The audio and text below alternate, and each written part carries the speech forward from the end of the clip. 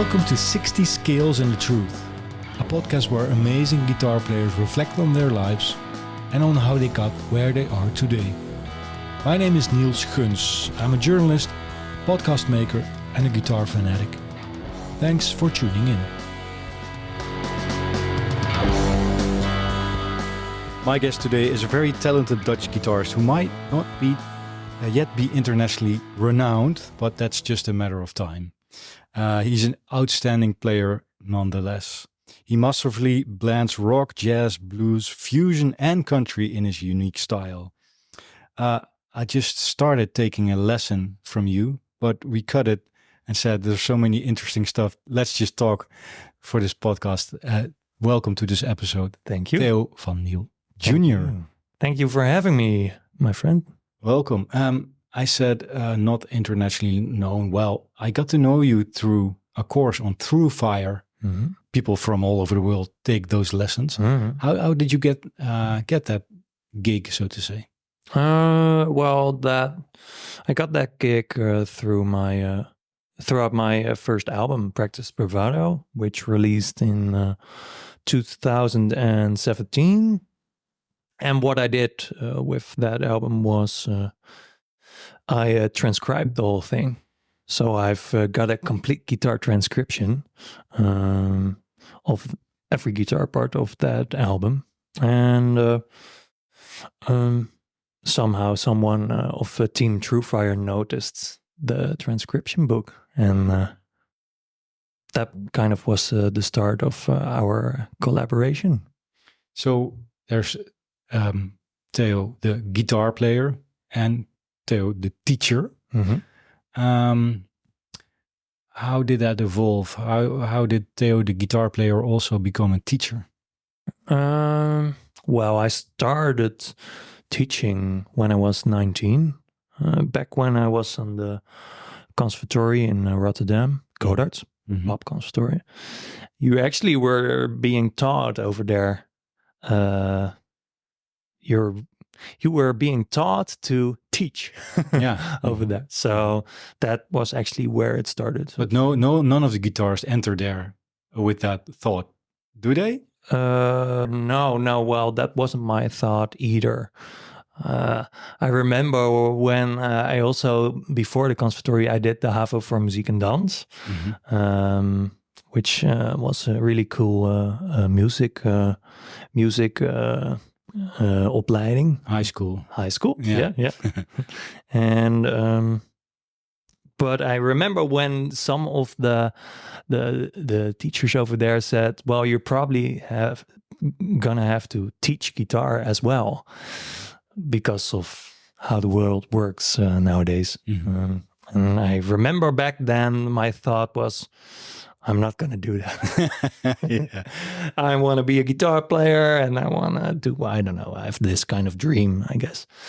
But I think I was 15 back then. When I was 19, I started the whole teaching thing I actually like being a teacher right now. I started it on 19 in Leidschendam, where I still live right now. And I've got my own guitar school over here. And everything is going very well. So teaching is also, well, something I gradually became better at, I think. And when you're a good guitar player, that doesn't necessarily mean that you're a good teacher. So that gradually evolved throughout the years. And I also found it very interesting to analyze my own playing throughout the teaching, because people were sitting in front of me and they were saying, how are you doing that? And the first years, good question. Often was like, I have no clue. Yeah. So the student actually became sort of a mirror for of my own playing. So it's also a tool, indeed, right? To reflect upon your own playing. Definitely. Yeah. Did you notice that quite early on from teaching? When you mentioned I was 19 when I started teaching, which is quite young, right? To have I think educational skills, perhaps. But yeah, you've got to start somewhere. I remember I was teaching a lot of guys who were in their 50s or maybe even a bit older. But yeah, it was something like I said, I had to start somewhere with the teaching thing, but yeah, I kind of like it right now. I definitely like it right now. It's probably the best thing you can do next to playing guitar. Mm-hmm. So, but you said I was 19 when I started teaching. You're about 17, right? When you entered conservatory then? I graduated the conservatory when I was 21. So yeah, 17, that sounds right. Yeah. How do you think back up on that? Because when I think of 17 to 21 and then finishing his studies, I'm like, whoa, that's super young actually, right? Yeah, it was. Well, I've mixed feelings about it. I knew pretty early on that I wanted to be a musician. But that actually didn't start for me, the real thing, when I graduated from the conservatory. So when I was 21, that was just the beginning of it all. So I think I would, to be honest, would have got more out of the conservatory if I was a bit older, I think. Mm-hmm. Why is that? Well, I didn't really. The conservatory is how I see it. It is sort of, it's a music school, and they're sort of make this own environment, which sort of sometimes simulates how the music industry works and how being in a band works and playing with a band works. And you do the rehearsals and you do live gigs on the stage of the conservatory, but it's still a simulation. The things you were being taught at the conservatory didn't always work out in the real life. And also, I must say, to be honest, there were some times and decades, there were some times where I sort of was leaning a bit on my, if I may say so, my talent. So it made me, I was maybe a bit lazy back then. Okay. And with that kind of attitude, if I kept going on with that attitude, I could not make it in the real world. You would not make it. So there became a point in the real world where I had to ask myself, am I going to do this or not? And if you're going to do it, you have to do it the full 100% and not 50 or 70 or the good enough. And that seems like a very interesting process. And that conservatory is all, it's 4 years. Mm-hmm. It's just a part, but the whole journey continues, right? I mean, that's not those 4 years. And definitely, yeah.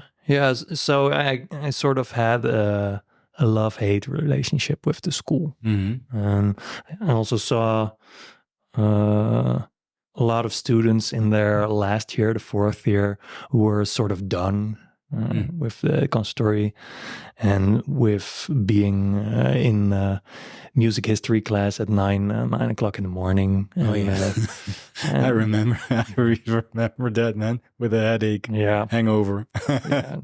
Actually, it was not really a problem for me, but I noticed with the other people, and music and a school feels, to be honest, a bit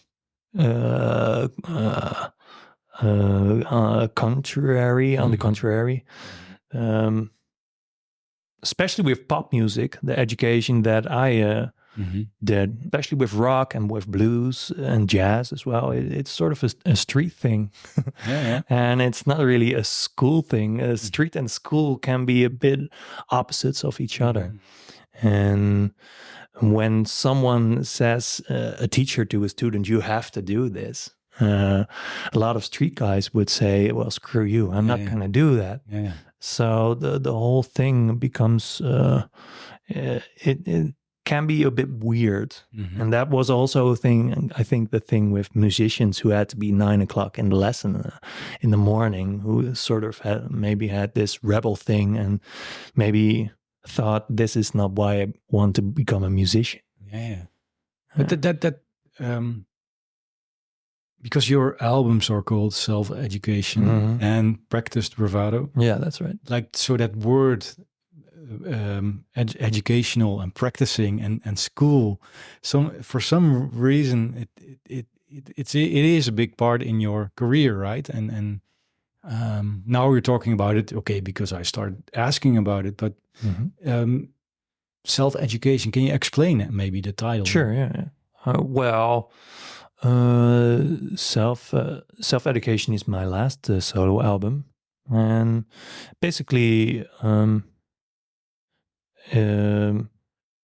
it's about the most things you hear on the record: the bass playing, the productions, a lot of the guitar playing is being self-taught, and that's not something I necessarily learned on the conservatory. Back when I was did audition for the conservatory, I already sort of knew how to play, and they kind of helped me to in some good directions. But it still sort of feels like I did the most of the work myself and found out most of the things myself. At the end, it all has to be you, right? Because definitely. Yep, definitely. So there actually are some things that one of my teachers back then, Agkat, was where there was the subject. What was it? The altered skill, I think. Was one of the first things that we tried to learn in the lessons. And then you had the backing track, and you had to do a solo with the altered skill as well. And I didn't really check that out. It could be better back then, but I'm actually now learning that stuff. Oh yeah, that they were trying to teach me back then, and sort of now I kind of see where I could use that kind of stuff. But back then, it wasn't really happening. So right now, I still have to, when I want to learn the altered skill, I still have to practice it myself, and I have to see where it works and where it doesn't work, and if it fits into my music. It sort of feels like I'm like self-education, I guess. But it's lots of things, the self-education. Right now with the YouTube thing, you can, if you want, you can check out almost anything. So the main thing that's holding you back is probably yourself, with how much energy you've got and how much time in a day you've got to study whatever it is. If you want to study production, guitar or bass or drums, it's just like probably being in the library back in the day. And there's this sea of information, an ocean of information, but what are you going to do with it? And I really like to go really deep in subjects like that. Yeah, that must be a challenge, because if you there are so many sides to making music, like the production, the songwriting, managing your finance, and I don't know what, but still you like to dive deep. So how can you explain a little bit how you fragment that when you dive deep? Well, it can be tough to bring it all together again. I'm not the best multitasker in any ways. So often I dive really deep in one subject for a period of time. Yes. And I try to, it's almost sort of when you're studying a subject, you're sort of programming your brains, and whatever it is, playing guitar or whatever, in in a sort of way has to stick with your brains, whatever you're learning. So I try to learn as intense and as much as I can in a period of time, and then I hop on to the next subject. And I kind of lean back with the other subjects, guitar, songwriting, with what I already knew, and that becomes the backbone of bringing it all together, I guess. Yeah, but it can be challenging still to bring it all together. That's one of the most. That's one of the things that I struggle most with, actually. Yeah. One thing pops in my head that you just mentioned, like because nowadays there's so much information. You as a kid, your father owned a CD store. That's right. In the Hague area. Many musicians might know, might have memories of that place. So basically, you from a young age were in an environment with a lot of musical information then, right? Yeah, definitely. Yeah. Can you tell me something about that period? Sure. Well, my dad didn't play an instrument, but he he unfortunately passed away earlier this year. But he, thank you. He was a really big music freak, and he really loved music. And well, it all started with there was always music back in my parents' place. And when I would get up in the morning, there was music, and when you would eat, and it was sort of, you were also sort of being programmed, all those, because it was most of the time, I think it was the best of the best in the blues rock, the rock thing, the fusion thing, the jazz thing. It sort of was an unconscious thing that was always on in my parents' place. So that's where it all sort of started with. And then again, my father had that CD store for, he had that store for like, I think 24, 25 years. Oh, wow. So it's a big part of my life. Did you spend a lot of time there? Yeah, I used to work there on the Saturdays. So you got a CD at the end of the day. Sort of, yeah, sort of, yeah, that definitely, yeah. But it was this cool thing with the CD shop. It was mainly specialized in rock music, but rock can be very broad. And the rock thing wasn't that big of a shop, so he sort of had to play with his inventory, which rock thing am I gonna sell over here? He didn't want to sell the rock CDs or the rock music that Free Rocket Shop was selling. That was the biggest one back then, right? Probably, yeah. One of the that was more the commercial stuff. But if you want to get, I don't know, a record of maybe a less commercial rock band, you would find it back in my dad's place. And he would, that was his thing. So he went for that niche, so to say. Yeah, sort of. Yeah. And that sort of changes within those 25 years. Also with what was being hip at that moment. So you've got the new metal period, and you actually also got the black metal period and the death metal.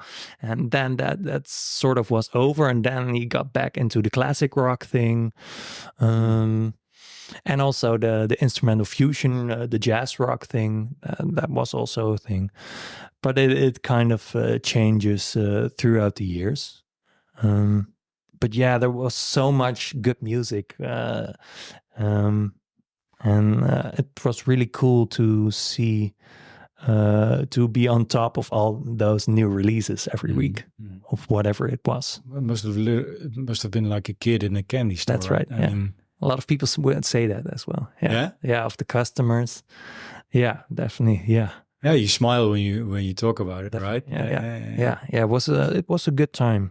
And it was also a time where the music industry was sort of booming, I guess, or it sort of declined. My dad had the shop until sort of 10 years ago, so 2014.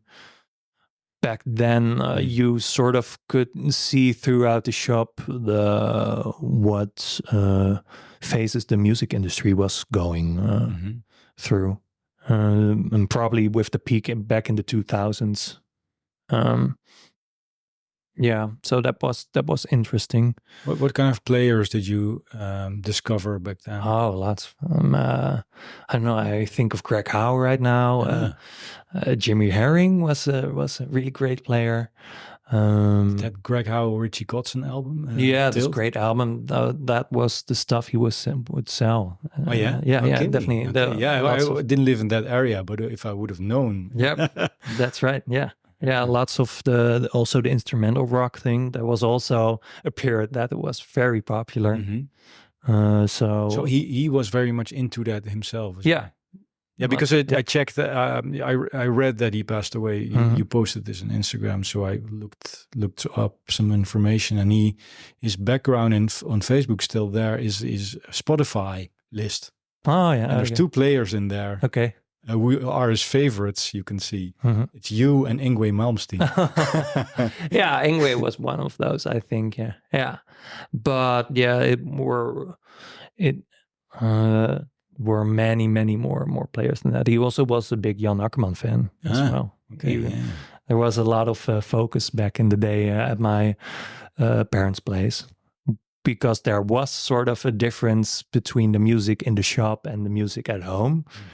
And the music at home was often a bit more traditional, more I think the 60s, 70s, 80s stuff maybe, with the top players of those times. So at one point, while listening to all of that music, you were like, oh yeah, I want to do this myself. Yeah. Tell me about that. Well, there was one point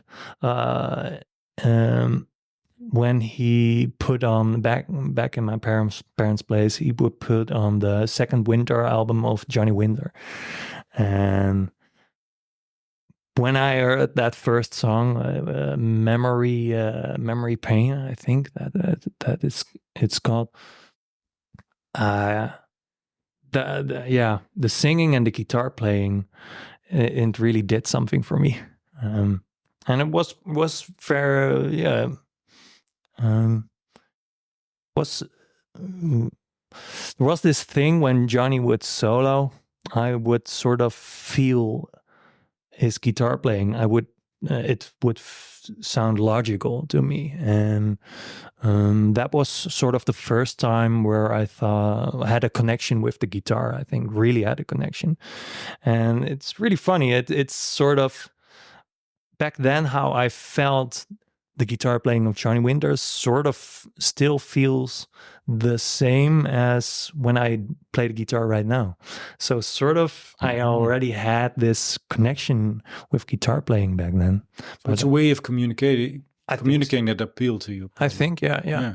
And that also probably comes back to the thing we discussed earlier today about having a voice in your head and hearing some kind of music in your head. And even if you can play, you're probably having some kind of imagination about music and things you probably would like.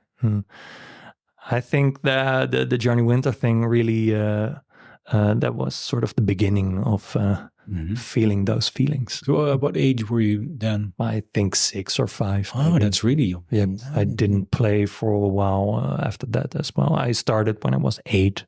Okay. Playing the guitar. Yeah. But I still enjoy that album to this day. Yeah. Do you listen to it every now and then? Yeah, sure. Yeah, definitely. Yeah, and actually the whole solo thing, my solo albums are more modern rock. It's not really Johnny Wintery per se. But there's a hint there, right? I mean, that kind of bluesy, I mean, that the intention at least. I mean, I wouldn't say, oh, this is like Johnny Winter, but that intention with what he plays is like, Yeah, you can hear I it think from so. your playing. Yeah, I think so. Well, I do like to play other stuff than the instrumental rock thing. So I also like to do the blues rock thing. Yeah. And then there's way more space to channel my inner Johnny Winter, if you would say so. Yeah. And then then my voice and his voice, his guitar voice and my guitar voice could overlap in some sort of way. I notice.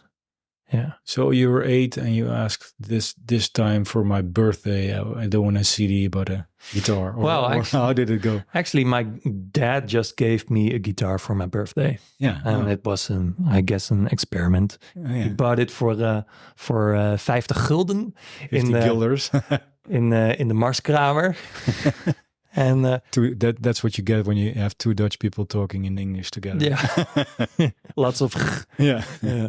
And they were like, we'll see what happens. And what happened in the beginning?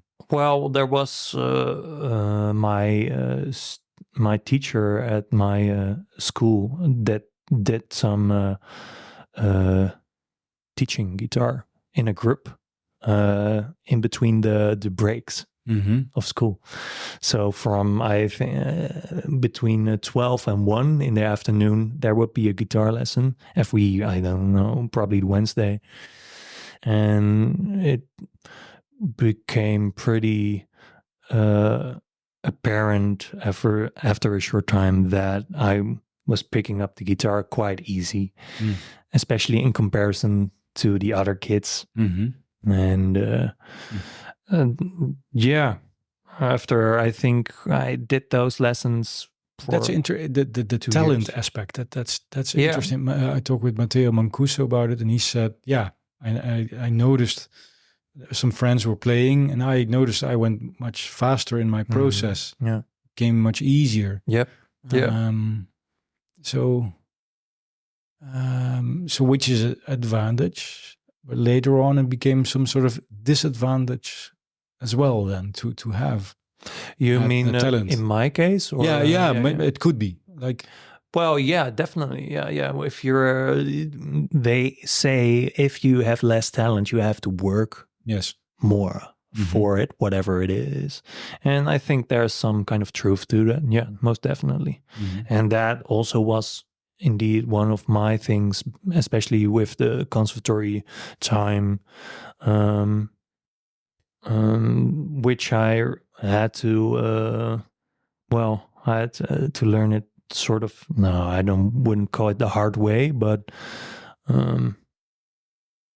that was a thing that needed to change. Yeah. Being talented is not enough to be sort of whatever successful is in this industry. But you have to, the talent helps, but then the work ethic is just as important. And I know really talented players also in the Netherlands, and lots of them, but probably most don't. Most players I see are having trouble with their career, and also probably because you need more things than just talent, I think, in the music business. It helps, but the work ethic thing is important, and being a good entrepreneur is important, and the network thing is important as well. So getting along with people, that's a really big one, because musicians can be some interesting guys sometimes. So a combination between all those factors are in play when it's interesting when you see the top players. Often they would have some sort of range with with those things that I just recalled, the entrepreneur thing, the talent thing, the work ethic thing. That's really important. Yeah, I have to think of Steve Vai right now, right? Like, If you talk seems to about be, work ethic, I damn. met him a few times, but I don't know him personally. But it seems to be somebody who is very consciously doing all those things. Definitely, yeah. Very intelligent guy, and if you check out his stuff, other than guitar playing, it's also very often very sophisticated. His and finances, done with intention, done with intention as well. Yeah. And it's actually personality, and that happened to play the guitar very well as well. But probably if he would be a business guy or whatever, he probably would do that at the top level as well. That's really interesting with guys like that. Yeah. Hey, so from discovering Johnny Winter and getting your first guitar, there's a whole route to actually saying, "Hey, I really want to go to the conservatory," right? Tell me something about that. Your parents, from a musical environment, obviously supported you, right? How important was that for you? Well, it was. How important was that for me? Well, in the end, you still have to make the hours yourself. Yes, so that's very important. And parents can only help and push sort of in a good direction. But back when I was probably 11 or 12, I would be playing for a few years by then. And I actually didn't like guitar playing. And I was with my second teacher. And the lessons weren't really that uplifting, to be honest. And I was at a point of I'm done, and I want to game. I want to do gaming, computer gaming all day long, and I like that more. And it was that point when I would return of the guitar lesson, it would be still in its gig bag when I go the week after. So I wouldn't practice the whole week. And I kind of had that same thing, and that reminds me how important a good teacher is in an early age, right? Because my very first teacher was a very old guy, and he taught me stuff, and I was like, this is so boring. I don't want to do this. And then I knew The Young Ones, the TV show, was on prior to our lesson. I was always bummed out that the doorbell rang. That he was there. I was like, no, my guitar lesson starts. Then I met a guy from down the street, and he said, "Oh, this is the distortion. You do it like this." That's right. Yeah. And ram, let's go. Okay. And then, so that's, I hope not too many teachers have killed great careers. I actually think so, but unfortunately, we're not the only people. I think that if I hear some stories around me that happened, that had those teachers, I think. But it's very important, I think. Well, my savior back then actually was YouTube. So that was the period YouTube started to come up. My savior was YouTube. Yeah. That's a nice sentence. It's really funny. And then I saw all these guys. There was sort of a community going on. I saw Steve Vai, and I saw the Satriani thing, and a lot of unknown shredders as well. There was this compilation video that would be called Guitars Suck. And it was some random guy, I think in America, who was making compilation clips of really amazing technical shreddy guitar players. And those were like 30-minute compilation videos with amazing players, known players, but also unknown players. And I got, throughout those videos, I got introduced to lots of players I didn't know. And that really lit a fire on just like you said, that did something for me. Oh, so the guitar can sound like that. And it sort of surprised me. And yeah, then I actually started practicing again. It was really, I remember I quitted the lessons of that teacher. And it was really weird because my mother, I think, had the last conversation with the teacher, and she said he never has practiced this much before. Okay, yeah, but yeah, that's really, that's that spark you was- have to have, right? That's I right. mean, yeah. So that was the beginning of it all. And then I got we found a new teacher in Voorburg, Victor Sniverink, really nice guy. And he was also a student of conservatory, and he was more into the Django Reinhardt thing. Oh yeah. But he also liked to do the rock thing and the shredded thing. And the lessons were more open and less of you have to do this and this and this. And I could come to him with my questions. And yeah, and it was also a younger guy. So we would level a bit easier throughout the age thing, I think. But yeah, that was the start of it. The when things really got more serious. Yeah. But could a good lesson also just be talking? Yeah, I think so. That's also, well, in my lessons with my students, I often do talk as well. Yeah. So we dive more into the psychological thing behind making music. I think that's really important. And actually, those are more the things I work on nowadays. Less on Skills. You can find your and skills, right? technique. I mean, that's right. Yeah. And more about the thinking about the thoughts behind making music. What do I have to say?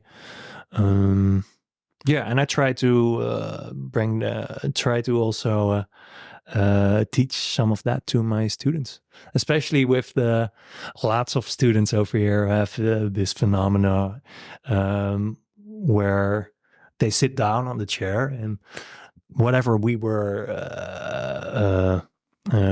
doing with the lessons, I would say, okay, well, let's hear it.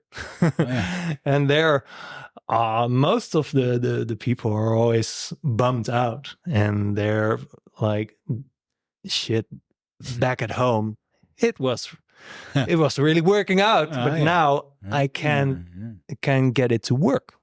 And I also try to help the people with that. And that's it's really like a mini mental thing. performance, so to say. Yeah. And I also say, if you can play it on that chair in front of me and you can perform it well, you probably can play it everywhere well, because that's probably one of the most toughest situations to perform in front of someone who probably sits like this and is a guitar player as well, so he knows the instrument. So you have to be very conscious. What happens then? Why doesn't it sound as when I'm in my attic? There's tension probably. Yep. There's the head that enters. Yep. What else? A lot of thinking, and that the thinking is a problem often. Yeah. It's best to get into the zone of feeling as fast as possible. And that's really personal. Some people can struggle with that, and other people can find it pretty easy. That really differs between the persons, but the subject and the theory behind it sort of stays the same. So yeah, first of all, I often try to relax the people a bit, and that can help. And it also it's interesting because it can show some of your flaws in your playing when you're not really into the zone. If you're playing really complicated stuff, sometimes you have to be really onto it. You have to have hyper focus to nail it. But what happens if you don't have the hyperfocus? Some things are really tough to play. So I try to, when I'm practicing, I try to get into the comfort zone is really important. So what things are within, what techniques, whatever lines, what songs are within your comfort zone and which ones are out of the comfort zone. And if there is stuff out of the comfort zone, I really try to practice or find the psychological thing behind it to get more stuff into your comfort zone. That's really important. There's one song in particular, because you did a cover of Ave Maria, which is quite a particular choice actually on your latest album, which definitely has the Jeff Beck vibe on there, right? I mean, can you tell me something about playing that kind of style? Is that within your comfort zone, or does that require that hyper focus that you mentioned? Or something else, perhaps? Well, maybe not the hyper focus, but because it all with Jeff Beck as well, it all comes so precise, but it's also so loose. So you know, that's so magic. It's such a magical thing. Yeah. Well, it's probably, I think, especially the first half of the Ave Maria thing is quite intimate. So it's quite low key. And those are situations and songs that I personally find harder to play, because first of all, you can hear everything you play in those situations. So if you screw up, everyone is gonna hear it. And a lot of players, including myself, often focus on the mid and high dynamic stuff, so the intense things, the fast stuff and whatever, but can forget the low key, the low key solo stuff or whatever you're trying to do. Same thing goes for Ave Maria, and probably Jeff Beck as well. It's something you can practice. Most definitely. And if you're practicing the low key stuff, so playing quietly and really go into the probably getting more vocal quality out of the guitar, I think it's a skill. So you can get better at it. And Ave Maria was actually a really good practice to do, to get that into one song. Why did you choose that song for your album, by the way? Well, I sort of was back then. I had a phase, and I still really like it, of this synthesizer music. I really was into the soundtracks of Stanley Kubrick, the director, and he had this what's her name? This woman who did classical pieces. Ran classical pieces through synthesizers, so stuff of Beethoven and whatever. And that was totally new back then. And that kind of inspired me because throughout there was sort of a bit more a keyboard synthesizer scene who were doing the classical thing, but run it through these weird sounds. I was sort of curious what would happen if you would combine that with the more instrumental guitar thing. And yeah, that was basically it, I think. I really like the Ave Maria song. It's a classic. And sometimes, often things just pop into my head. And I try to record everything that pops into my head, and some things work and some things don't work. And the Ave Maria thing was sort of an experiment. Yeah, actually, I remember the Ave Maria thing. I was like, I bought a synthesizer back then, and I want to try this classical thing throughout a synthesizer as well. But I couldn't play for shit, so I couldn't play a classical piece. But I found out there were websites on the internet who had MIDI data of classical pieces, so you could run MIDI throughout your synthesizer, and it would just play. Yeah, we wouldn't have to touch any knob. So that was sort of my self-education with that song. So getting along with synthesizers, programming the stuff, and it sounded all right. So I thought, let's work it out and get a full song out of it. Hey, out of all those voices and styles, one particular style is your course is called Countrified, right? Yeah. When did that voice pop up, or well, it maybe didn't pop up, but when did you think I want to spend time learning this? Well, the whole country thing, I guess, started when I got my Telecaster.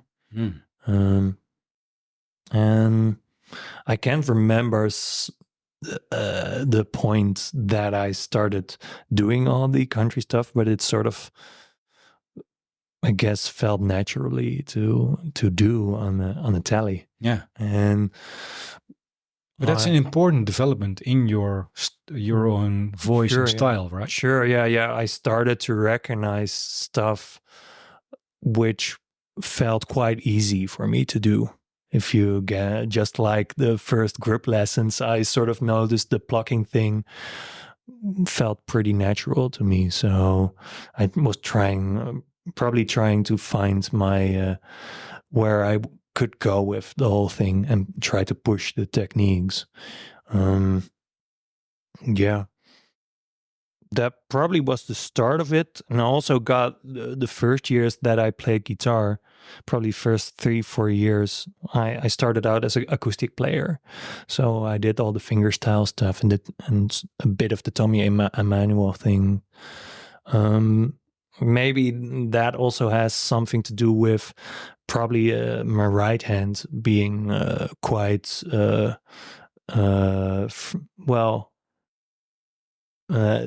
free from my pick, so I could use those fingers with the plucking and all. I guess that's a thing. And also the Telecaster, yeah. I try to listen to the guitar that I'm playing, so I would play way different on a Gretsch guitar than I would on a Firebird-like guitar, because it's got a way different voice. So I try to listen to the voice of an instrument, and the tally sort of push you there. Yeah, it sort of excels with at the twang thing, and when you start plucking the strings, and the string tension is really nice when you're doing that kind of stuff on the tally. It's funny when it just feels good, that's what rolls out. It becomes a natural thing. Yeah. So yeah, it was kind of odd. I didn't really listen to loads of country players or whatever. I knew the guys, and I knew Brent Mason and the Scotty Anderson and lots of great players. But it wasn't like I would check out all their solos, and I was trying to do this copy thing. Yeah, I can't explain the whole aspect of me plucking on the telly, but it just came natural, I guess. 50 minutes, this thing says. Nice. This was a lesson altogether, but I'll just grab my guitar in a bit and maybe we can discuss more after this is wrapped up. Thank you so much. You're welcome. Theo van Niel Jr. Thanks. And if you haven't heard your music, please listen to your music because it's really great. Thank you. Thank you for having me.